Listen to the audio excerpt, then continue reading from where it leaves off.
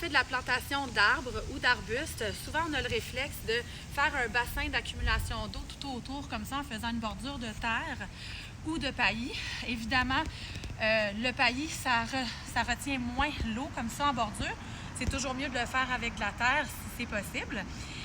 Et puis, une chose qui est à retenir, c'est que oui, le bassin d'accumulation d'eau est vraiment pratique par rapport au fait que ça va vous sauver des arrosages. Donc, la pluie arrive, ça garde l'eau plus près de l'arbre, ça va direct à son système racinaire et puis ça peut vous sauver quelques arrosages. Par contre, une chose est à retenir, c'est qu'à ce temps-ci de l'année, c'est l'automne, on a des gels qui vont bientôt arriver, puis des fois des quand même très bons gels.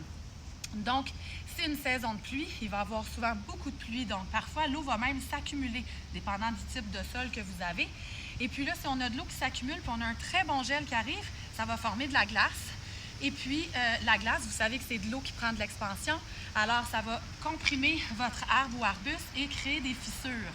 Et la hauteur où la glace est installée, c'est souvent à la hauteur du collet de l'arbre, qui est une zone très importante et fragile pour l'arbre.